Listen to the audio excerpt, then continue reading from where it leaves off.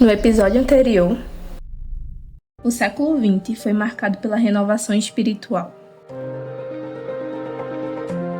A palavra de avivamento e revestimento de poder se espalhou pelo mundo até chegar no Brasil. A renovação se estendeu por todo o país. Líderes batistas foram influenciados pelos relatos das transformações que o Espírito Santo fez na vida de milhares de pessoas, sendo batizadas e revestidas pelo Espírito. Com isso, 12 irmãos da cidade de Paudalho, impactados e sedentos da presença de Deus, faziam cultos e reuniões, que aos poucos se expandiu e em 9 de janeiro de 1975 se tornou a Igreja Batista Monte Oreb.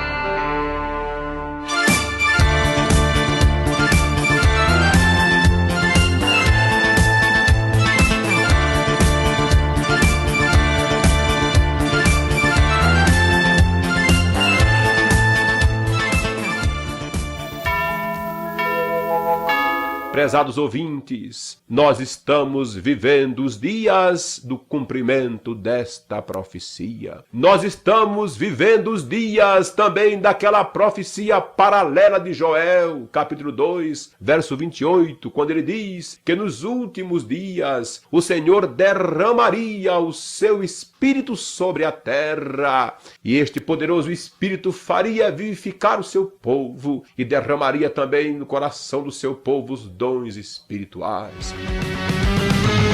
A alegria está no coração de quem já conhece Jesus. O ano era 1975 e a Igreja Batista Monte Oreb tomava forma. Com a administração do pastor Severino Ribeiro, os irmãos que até então se reuniam de forma provisória em casas e salões, agora tinham seu próprio espaço para adoração. Fiz viagem também na igreja, com a cidade. Inclusive fiz uma viagem que eu contei ao pastor e ele achou até interessante.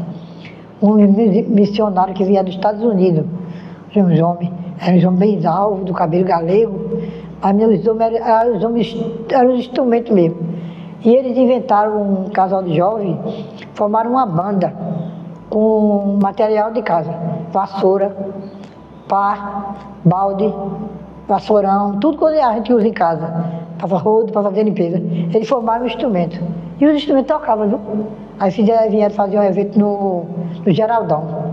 Aí foi todas as igrejas de Pernambuco, muito pregador dos Estados Unidos, de outras pessoas entrevistando eles. Eles falavam na língua dele e outro respondia na língua brasileira, para entender, né? E tinha um momento das orações. E quando eles começavam a orar, minha filha, os cegos via. Gente na cadeira de roda, deixava a cadeira de roda, aleijado, soltava a boleta, saía pulando, cego via, moco gritava, tô ouvindo, mudo falava. Mas foi coisa maravilhosa que eu vi nesses 3 dias. Todavia, o crescimento não era apenas material. Com a formação de classes de ensino bíblico e com a chegada de novos membros oriundas de diversas denominações, a igreja crescia em número e espiritualmente.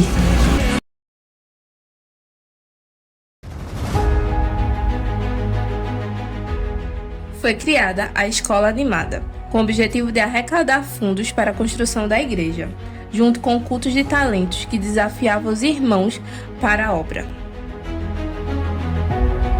Eu lembro, na escola animada, fazia gincana, para tirar alimento também. Depois de essa gincana, fazia uma parte assim, e da Bíblia, dava assim um capítulo para estudar. Aí a pessoa estudava, no domingo tinha aquelas perguntas, sabe? Aquelas animações para ler, que fazia mais pontos, que estava mais trabalhando, a classe que estava crescendo, fazia isso. Tinha também o culto dos talentos. Eu também. Os cultos dos talentos, aí dava, naquele tempo era centavo, né? Cruzeiro. Era 1, 2, 3, até 5. Aí para multiplicar. Pegava aquele talento e perguntava a uma pessoa que podia ajudar os talentos. E sempre nós encontrávamos como sorteio, era dentro do sorteio. E era pela manhã nós fazíamos o culto dos talentos. Era muito importante e ele recordava bastante os cultos dos talentos. Ele não tinha, para se eu tivesse um talento, eu tivesse condição, no dia da 3, 4, 5, eu supria dinheiro e dava. Se não pudesse, falar com a pessoa, como um sorteio, como uma rifa, e a pessoa ajudava, sabe? Mas contanto que quem ganhasse um, não podia ficar com um, não, tinha de multiplicar.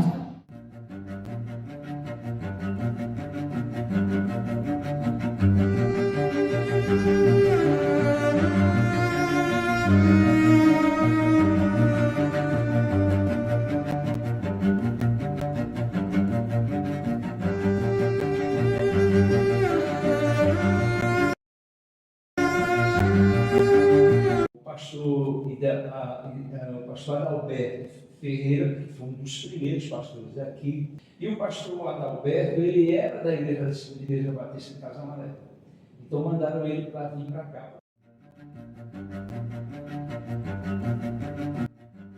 Tive a oportunidade de conhecer o pastor Vicente Felipe, inclusive o pastor Vicente Felipe, ele foi na época, ele chegou a ser secretário executivo da nossa convenção, da Convenção Batista Nacional.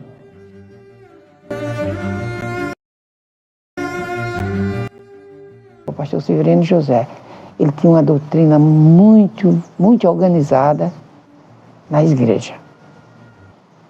O pastor Severino José, uma pessoa assim muito amoroso, uma pessoa calma sim na palavra, mas ela era uma pessoa muito rígida na doutrina da igreja.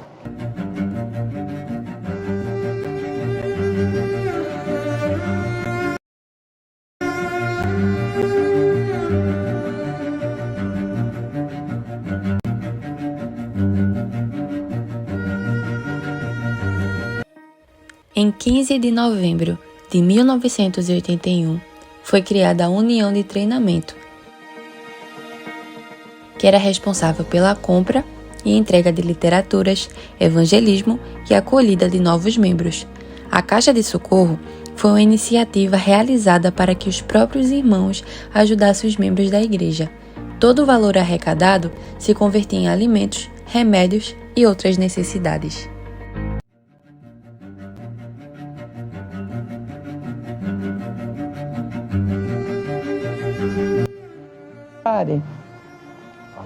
Que foi um pastor também que trabalhou muito na igreja. Nesse período do pastor Andrade, foi que a igreja teve uma mudança até de comportamento. Aí quando o pastor Andrade chegou, aí foi que o pastor Andrade acochou mais um pouco, foi dando uma forma também de união, de reunião, de conversa.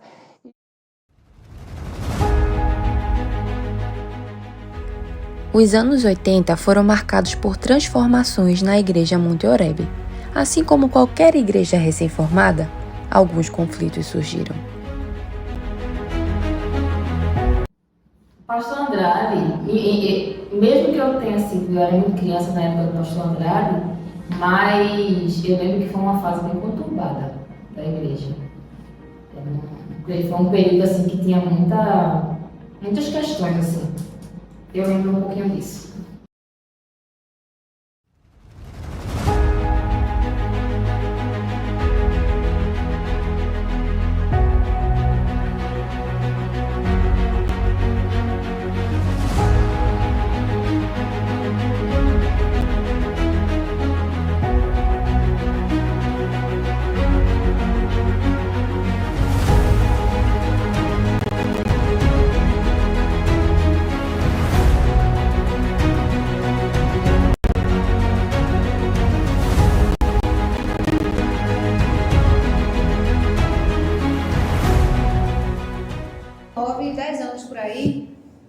meu pai me trouxe a essa igreja.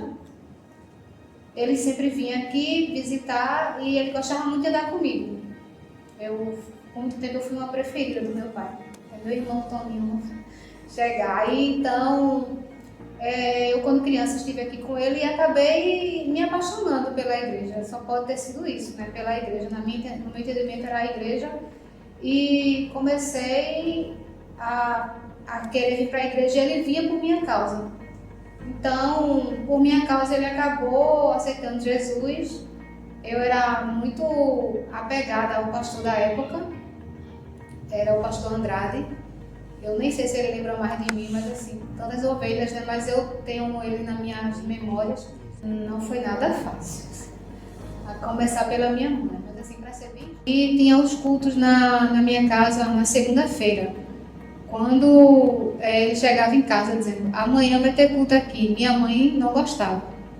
Até que eu me converti, não foi nem no culto no lar, na casa de um irmão que Deus já guardou. E ficou eu e meu pai. Minha mãe muito resistente, embora na juventude já tinha também sido cristã e acabou se desviando. Mas ela era muito resistente e ela implicava muito comigo, porque ela dizia que só queria ser santa, que eu queria ser mais santa do que todo mundo. No início da nossa caminhada com Cristo, a gente só tem vontade de estar na igreja, né? Pelo menos comigo era assim, aquela vontade. Então eu cheguei. E chegava em casa por volta de 6h30, 6h30 largava, o colégio era aqui pertinho, e 7 horas eu culto na igreja. Na maioria das vezes eu chegava em casa, eu só trocava, se eu tivesse farda, eu trocava somente a farda, pegava a Bíblia e ia para a igreja. Isso incomodava minha mãe.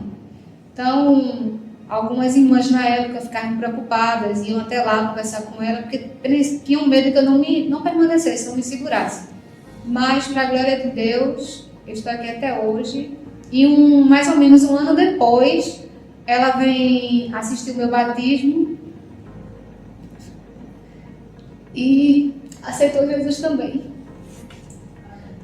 Aí ficou faltando dois irmãos, porque o meu irmão mais novo na época era criança, então minha mãe introduziu ele nos caminhos do Senhor. Aí ficaram 2 irmãos, pelos quais a gente orou muito. Eles viviam as suas vidas e assim eram apegados de verdade ao mundo, mas para a glória de Deus, no momento oportuno, eles também se renderam a Cristo e permanecem até hoje servindo a Deus. Então, a minha mãe tem a alegria de dizer que ela e a família servem ao Senhor.